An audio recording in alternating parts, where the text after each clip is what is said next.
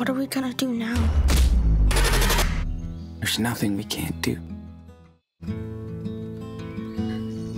I have no idea where we are. Feels like we're walking nowhere.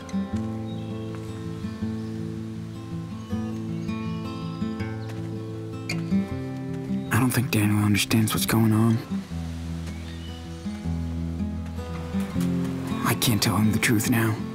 I just can't.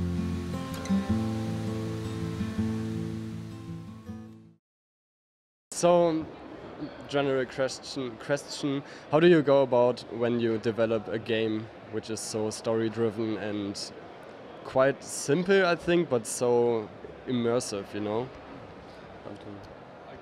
Okay. Maybe you want to answer this one? Yeah, sure. When we imagine the story of Life is Strange 2, we ask ourselves the first question was, what's the real DNA of Life is Strange? And we figure it's not about Max, Chloe, or Arcadia Bay, or Blackwell Academy. Life is Strange DNA is about relatable characters, you know, who are facing everyday problem, talking about social issues that happen in the real world, and with a little bit of supernatural stuff on top of it, you know. So when we figured this out, we were able to create the story of Life is Strange 2, and we focused this time on the main theme, I think, of the story is education. This time, you know, you play Sean, and you have to take care of your younger brother. You have to teach him something. You have to protect him. So yes, when we figured this out, we were able to create the whole story based on this theme of education. So it's in the same time range, I think. And did you have the story in mind right after Life is Strange 1? So was there like a big book and now you're playing the parts out, or did you have the first story and then catched up and thought about, oh yeah, what could we do? So Life is Strange 2 takes place 3 years after the first Life is Strange. So it's like you said, it's the same world, same universe, so you can have connections between the two.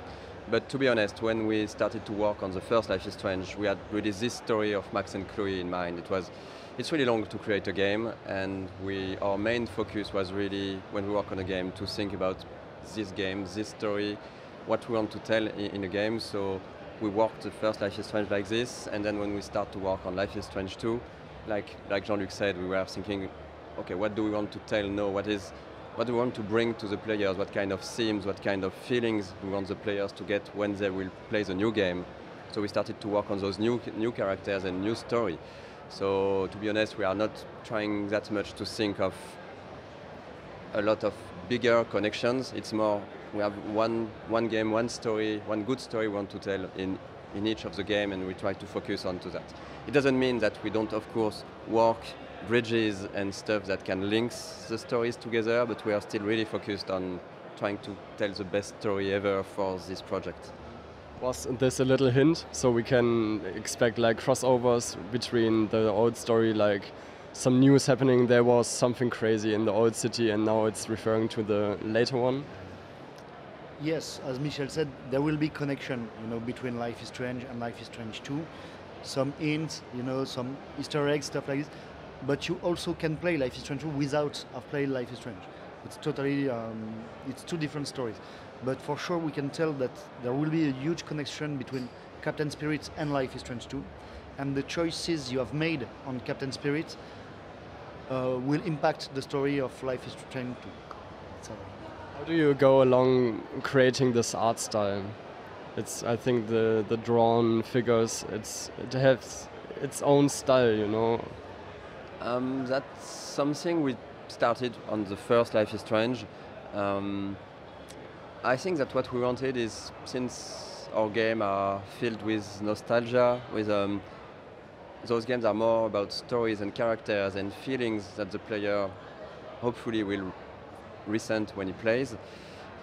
We wanted for the art style to not be overly realistic, to have this kind of stylization that allows the player to put a lot of his own imagination and feelings in the game when he looks at it.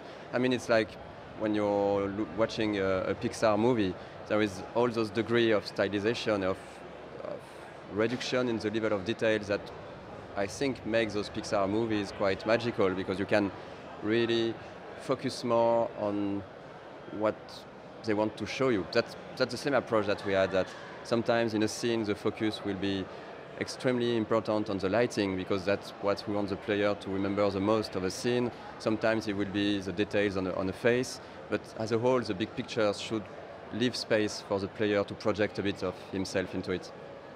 I think the new game is placed in Mexico or nearby, or refers to Mexico. And is it like a connection to the, I think, actual political Mexico? So I think in the trailer there was this shooting scene.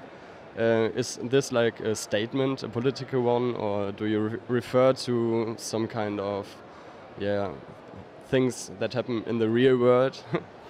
Yes, you know, as I told you, the DNA of Life is Strange is to deal with everyday problems and social theme that touches us, you know. So, of course, police brutality is happening in our society, not even in the United States, but also in France, because it's our home country. But I think there is something important to talk about this. We are not going to say, to give an opinion on this, but if we talk about this stuff, it's to provoke some discussion. You know, when you play to the game and you see the scene in Seattle, I think it will touch the player and maybe make them, you know, think about what's happening in their real life. You know, in Life is Strange, the first season, we dealt with euthanasia, with abortion and hard stuff. We are not giving our own opinion on this, but we talk about this subject, and that's how somehow the player can also think about theme. But yes, it's important for us to talk about, to provoke discussion about stuff that it's important to us, I think. And just to talk about Mexico, our main characters, so they are Sean and Daniel Diaz, and their father Esteban was born in Mexico. So when they have to flee Seattle, and that's the core of the story, they are thinking that maybe they will reach Mexico just to flee what they are running away from, and maybe to go there because that's the only place they're thinking of since their father came from here. So yeah, it makes a lot of sense in their character development, and the themes also will be dealing with in the story. I think your games have a great choice of music. How do you approach this, matching the right songs to the right situations? Music is, of course, extremely important in a lot of media, and for us it's really important in a video game, because you can add a lot to. There are already a lot of information that are present by the environment, by the dialogues, but the music tells you more about the characters, about the scene. So we are having the same approach for Life is Strange 2 that we had in the first Life is Strange. We are working with the same music composer for the score, Jonathan Morali, who did compose the score of the first game, so he's working on the score of the new one, where we are keeping a bit of the indie folk aspect, but trying to make it evolve to something a bit new to match the new story. And for the licensed tracks, we are having the same approach. We are looking at a lot of artists, of lyrics, and we try to find the song that fits the mood, the characters, where the lyrics match something that we want to tell about a character, but also even the music styles should sometimes tell something about the characters. If someone is listening to a track and music in his car, the music should somehow reflect also his personality and things like that. So how do you compare yourself or the new game with the first one? Do you have like a competition? This one must be better, it must be deeper, or something like this? How do you feel about the connection to the first game, the second game? Do you have an inner conflict to be greater, some kind of this? You know, we after Life is Strange, we had tremendous feedbacks of the player, of the press, and it was an honor for us because we received a lot of letters, a lot of gifts, a lot of email. It's incredible. We have a huge fan base, and they are really incredible. So when we create Life is Strange 2, of course we want to tell another story, to bring other characters and deal with other subjects, and we really hope that we We will find the audience, you know, the good one. We want to tell good stories, and our goal is to touch people and make them more thinking about their lives and stuff like this. And we hope we manage to do this with Life is Strange too, you know. To reach people. To reach people. Because we don't touch people. Sorry. Yeah, I have a joke. What was the biggest problem creating this game? Did you have any writer's blocks or major problems creating this? Writer's block, I don't think so, because it's a process of when we started working on it to really think of what we wanted to talk about in this game. We had a lot of ideas of maybe another setting in a small town where we could have had another story here, but we were thinking that it could have been a bit redundant. So I think we quickly arrived to this theme of education and creating those characters of Sean and Daniel, and then building over that to start to find all the ideas of the main themes and the secondary themes.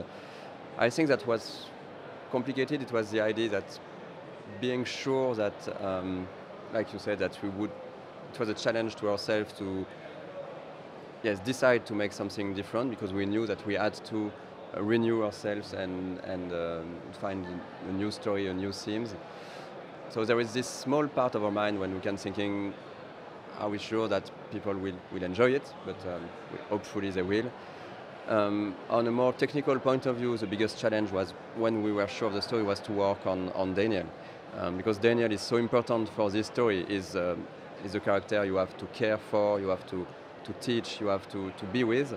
So, and you're not playing him, so it's an AI, it's something that's both sometimes scripted or sometimes directly an artificial intelligence, and it had to feel natural. So we had to work on the tech side, but also on the animation side and the writing side to be sure that Daniel would react in a good way all the time, accordingly to what you say, to what you do, to what you're looking at, and having him looks like a young boy. So one last question, what makes Life is Strange for you special? What is the best feature for you in this game? I think it's probably because we put a lot of ourselves, you know, in those games. A lot of personal reference, a lot of personal stuff for me, for Raoul, for Michel. We put a lot of ourselves. So yes, I think Life is Strange is a part of our lives, you know. So yeah, it's important for us. It's like a baby. Great, thank you. Thank you.